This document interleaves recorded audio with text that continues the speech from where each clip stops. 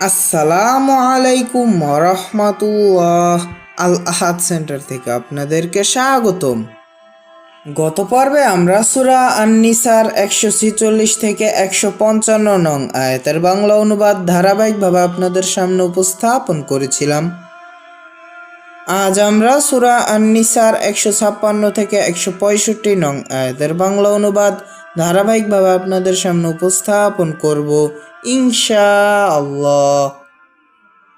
আউযু বিল্লাহি মিনাশ শাইতানির রাজিম।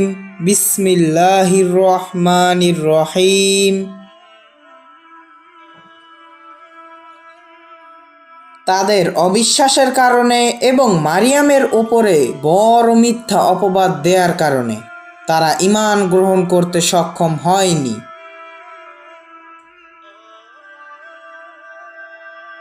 তাদের বলার কারণে মারিয়ামের পুত্র মাসিহ ঈসাকে আমরা হত্যা করেছি, যিনি আল্লাহর রাসূল, তাকে তারা হত্যা করেনি, শূলবিদ্ধ করেনি, বরং তাদের এরূপ মনে হয়েছিল। নিশ্চয়ই যারা ঈসা আলাইহিসসালামের বিষয়ে যারা মতভেদ করে তারা এ বিষয়ে অবশ্যই সন্দেহের মধ্যে আছে। এ বিষয়ে তাদের ধারণার অনুসরণ ছাড়া কোনো জ্ঞান নেই। তারা তাকে হত্যা করেনি, এটি নিশ্চিত। বরং আল্লাহ তাআলা ঈসা আলাইহিসসালামকে তার নিজের কাছে তুলে নিয়েছেন এবং আল্লাহ হন মহাপরাক্রমশালী, মহাকৌশলী। নিশ্চয়ই সমস্ত আহলে কিতাবগণ ঈসা আলাইহিসসালামের মৃত্যুর পূর্বে অবশ্যই তার উপরে ঈমান আনবে এবং কিয়ামতের দিন তিনি তাদের উপরে সাক্ষী হবেন। যারা ইয়াহুদি হয়েছে তাদের অত্যাচারের কারণে আমি অবৈধ করে দিয়েছিলাম এমন পবিত্র বস্তুগুলো যা তাদের জন্য বৈধ করে দেয়া হয়েছিল, এবং আল্লাহর রাস্তায় তাদের প্রচুর বাধা দেওয়ার কারণে।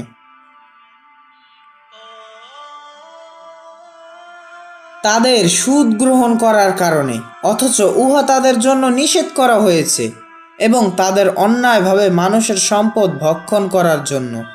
তাদের মধ্যে যারা কাফির, আমি প্রস্তুত রেখেছি তাদের জন্য বেদনাদায়ক শাস্তি।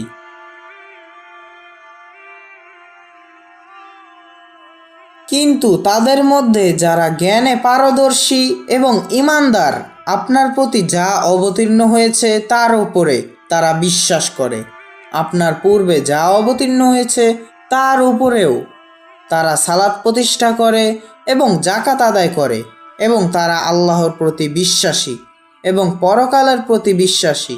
অচিরেই এদেরকে আমি বড় পুরস্কার দেব।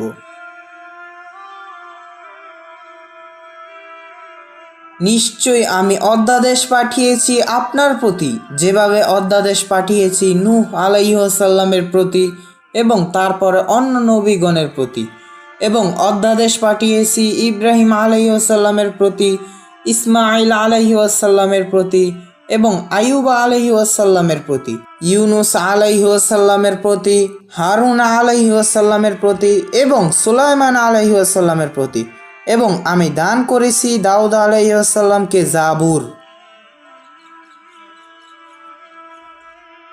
এবং রাসূলগণ, যাদের বিবরণ ইতিমধ্যে আপনাকে আমি দিয়েছি, এবং রাসূলগণ যাদের বিবরণ আপনাকে আমি দেইনি। এবং কথা বলেছেন আল্লাহ তাআলা মূসা আলাইহিসসালামের সাথে, অনেক কথা বলেছেন। রাসূলগণ সুসংবাদদাতা এবং ভয় প্রদর্শনকারী, যাতে রাসূলগণদের পরে মানুষের জন্য আল্লাহর উপরে কোনো অভিযোগ না থাকে। আল্লাহ তাআলা পরাক্রমশালী, মহাকৌশলী।